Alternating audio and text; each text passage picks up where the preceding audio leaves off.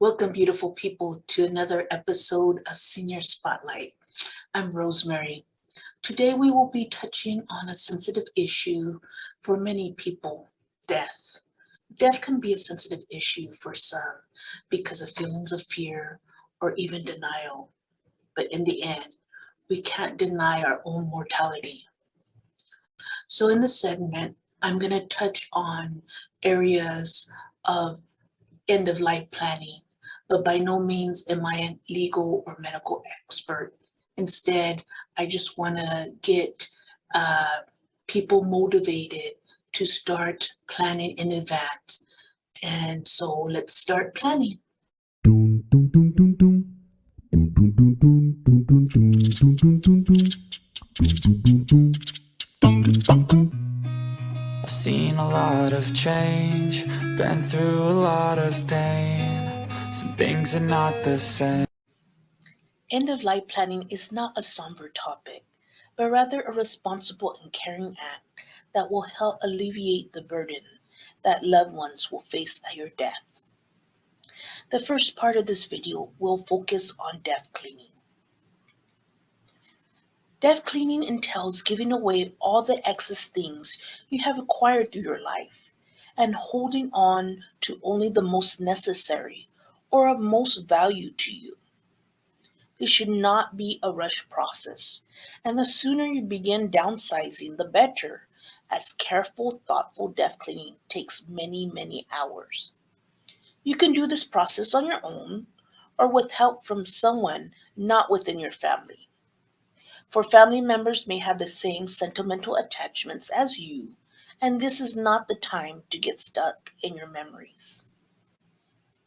In the book The Gentle Art of Swedish Death Cleaning by Margareta Magnusson, the author asks, what are you going to do with all the things when you don't have the strength for or interest in taking care of them anymore?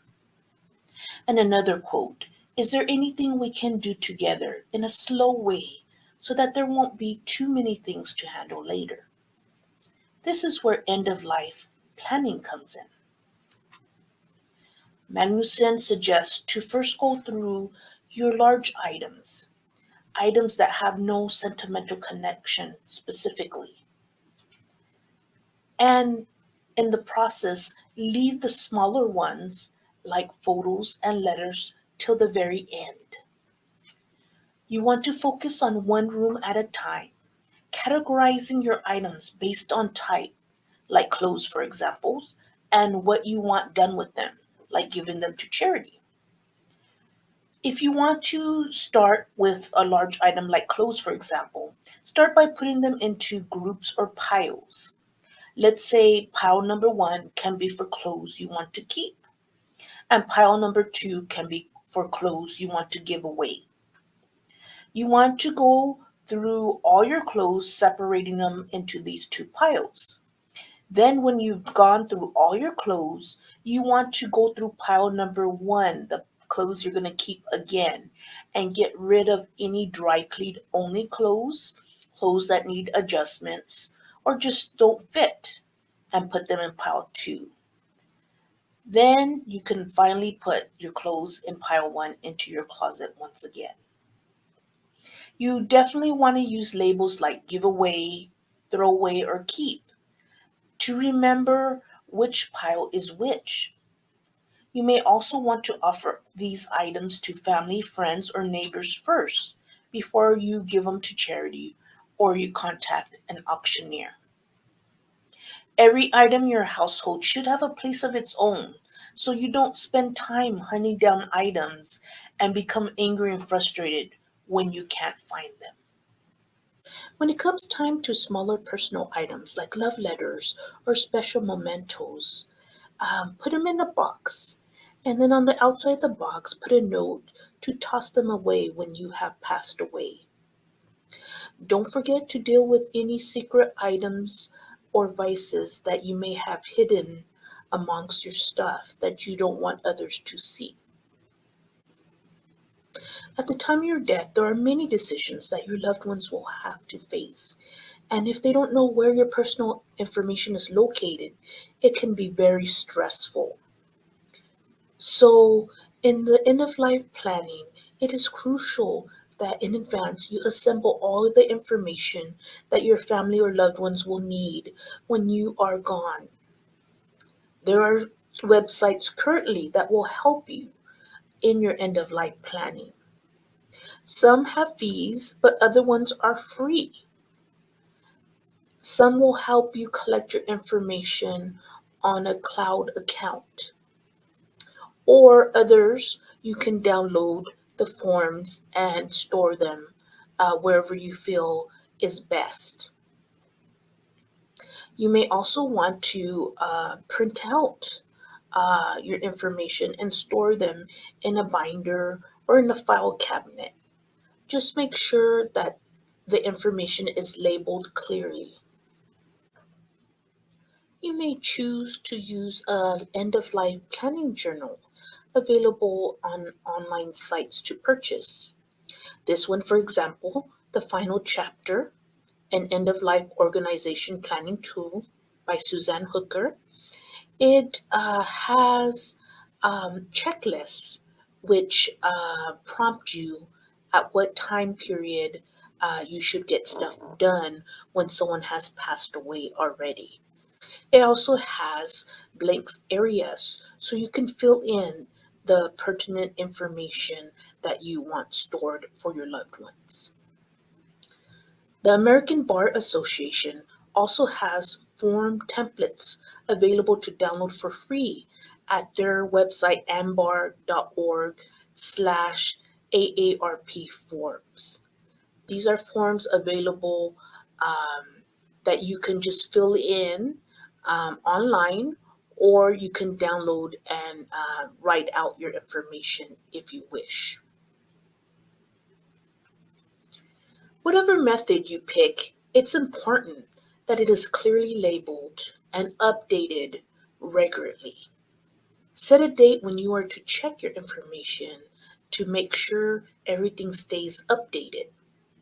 You can set a date such as when you check your smoke alarm batteries, New Year's Day, etc. And also make sure a trusted individual knows where you are keeping these files. There are four main sections that you want to collect your information for. These are biographical information, financial information, medical and end of life care, and funeral and after death. Biographical information should include name changes, places of birth, any adoption information, parents, siblings, spouse, children, and other dependents information, as well as friends and other personal contacts for services and subscriptions such as a lawn maintenance worker, the cable company, newspaper, etc. You should also list any pets or any information pertaining to their future care. Employment information, religion, memberships, and other personal highlights or awards should be stored here as well. You may also store your pertinent certificates like marriage as well. You could even store a last letter to those special people in your life that you want read after you have gone. The second section is financial information. Here you will store any bank, credit union, or savings account information. Do you have a safe deposit box? Where's the key located? Know any automatic drafts coming out of your money accounts? Credit card information, businesses, and any investments you may have. Are your beneficiaries correct and updated? Real estate and mortgage information, pensions, social security benefits, any veteran benefits, life insurance policies, or any other type of policies like auto or accidental. Store your will here if you have one, or any estate information. Please do not forget to write down and store your passwords for any online accounts. The next section is medical and end of life care information. Here you will store the list of doctors and their contact information, list of medication, This would definitely you will probably have to update frequently. Do you have a living will? Designation of a healthcare surrogate? Do you have a do not resuscitate order?